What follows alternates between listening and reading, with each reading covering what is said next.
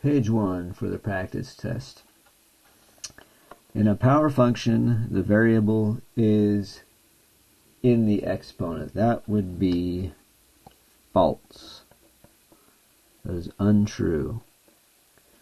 So a power function looks something like this. It would be like f of x equals, let's say, x squared. One of my favorite power functions, maybe my favorite. And you can see that in the power function, the variable is not in the exponents down here. So that one's false. Okay, now let's take a look at the next one. X to the a times x to the b equals x to the ab. That is also false. If I had x to the a times x to the b, what that would equal is x to the a plus b. And these two are not the same thing. So both of those are false. All right. Moving on to simplifying and leaving in positive exponential form. All right, so what we want to do first is, we don't want to worry about the positive exponents until the very end. We just want to worry about simplifying first. Order of operations tells me that I have to do exponents first. So I have to do this thing to the second power first. And we're going to be careful and take our time here. So I'm going to write it out the way that I think you should if you want to get the answer right. If I'm looking at just this part right here, okay, I'm gonna put it over here. This would be like negative 2 squared times a squared times b squared squared. That's what that 2 means right there. I'm just taking everything in there and I'm going to square it. Okay, so what would I do? What would happen if I did that? If I do negative 2 squared, I'm going to get positive 4. This will be a to the 2. And b squared, squared, in this case you multiply the exponents and you get a 4. Alright, now we're not done yet because I still have 5a to the 3 that I have to multiply by everything I just simplified there. So what's 5 times 4? Well, 5 times 4 is 20. We can do the numbers first now. And then what's a to the third times a second? Here you want to be careful. It's not a to the 6th. Remember up here what we just did. A to the third times a to the second is a to the 3 plus 2, or a to the 5th. And then what we've got is b to the 4th. So that's how you would simplify number 3. Now, fortunately, like all our exponents are positive, so we don't really have to even do anything with them. But what about this case over here? Okay, well, I've got 24x squared y to the negative 3, and it's divided by all this stuff to the third power. So what I'm going to do is the same thing I did with this guy here. I need to worry about these exponents first. So I've got in the bottom, I'm going to have 2 to the third times x to the negative 1 to the third times y squared to the third. Okay? And what that simplifies to is, well, 2 to the third power is 2 times 2 times 2. So that one's going to equal 8. X to the negative 1 to the third power, you multiply the exponents, and so that's going to be x to the negative 3. And then y squared to the third is going to be y to the 6th. Okay, so now let's do the dividing part. We're going to make that our denominator, okay? And I'm going to put this above it, the 24x squared y to the negative 3. Okay, well, what's that going to look like? Well, 24 divided by 8 is just 3. X squared divided by x to the negative 3. So this is going to be 2 minus negative 3. What's 2 minus negative 3? It is positive 5. And then last, I have y to the negative third divided by y to the 6. What's negative 3 minus 6? Well, it's negative 9. And so that's what I would recommend doing first, just simplifying it. And then we can worry about putting it in positive exponential form. All I have to do is just take y to the negative 9 and make it the denominator. Just stick that in the bottom. So this will be 3x to the 5th divided by y to the 9th. And that's going to be the answer for that guy right there. Okay, let me see if I can get the focus a little bit better. It looks a little bit blurry to me right now. Yeah, that's a lot better right there. Okay. So this, right away, we need to recognize that this is a different type of problem right here. These ones were multiplying and dividing. We're adding and subtracting. And so you need to remember that you can multiply and divide if the exponents are different, even if they're not like terms, but you cannot do that when you're adding and subtracting. So we need to be very careful with this problem. And also, there is a little bit of simplifying we need to do.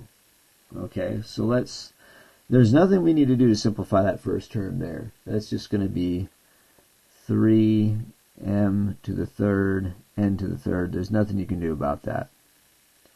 But here, what's m to the negative 2 times m? So this will be minus 4. We can't do anything with the 4. M to the negative 2 times m to the third, well, that's just m to the 1, or just m. And then n to the 5 times n, remember that's like n to the 1, that's going to be n to the 6. Okay, now let's look at this over here. We got plus 4. What's m times m squared? Well, that's m to the third. Okay. What's n squared times n? Well, that's n to the third. And now we're done with that guy. Here we've got an exponent, so we need to be careful, right? Plus 6, that's going to be m to the 1, right, squared, which is just 1 times 2 is 2. And then n to the third squared, that's going to be n to the 6th. Now we still have to worry about this guy over here. We have all this times in m to the negative 1. Which means this can still be simplified. This, what's m squared times m to the negative 1? Well, it's just m. Right? And so now I can see what my like terms are. I've got these guys. This is a like term with this guy. How do you know that they're like terms? Well, again, if the variables and the exponents are the same. This is m3, n3, m to the 3, n to the 3. So they count. I can add them together. What's 3 plus 7? Or sorry, what's 3 plus 4? It is 7. So I get 7, m to the 3, n to the 3. And now these guys are also like terms. The minus 4m and 6, the plus 6m and 6. What's negative 4 plus 6? It's going to be a positive 2. So that's positive 2m and 6. And that's going to be the answer for number 5. All right, number 3, they're getting a lot of simplifying we have to do, unfortunately. So we're going to use the distributive property, and you just take it slowly. When you get a problem like this, you just need to, be careful. Write out your work. I would recommend writing out your work. So let's do it. xy squared times 3x negative 1y. Okay, we got to multiply this by both these guys using the distributive property. Okay, x times 3x to the minus 1. That's going to be 3. Now here's something that's interesting. What's x to the 1 times x to the negative 1? Well, if you think about it, negative 1 plus 1 is 0. Anything to the 0 power is just 1. So these x's actually kind of undo each other, and they're going to go away. But then I have y squared times y, and that's going to be 3y to the third. Sorry, 3y to the third. Alright, so now I've got to do the same thing. Take xy squared times 2x, y to the negative 2. X times x is going to give me an x squared, because remember, it's like x to the 1 times x to the 1. You add 1 and 1, you get 2. Now here's, again, something interesting happens. Y squared times y to the negative 2. What's that going to do? Well, it's the same thing over here. It's like 2 plus negative 2 is 0. So the y's just, and y to the 0 is 1. And so I don't really have to worry about the y. These guys are going to undo each other.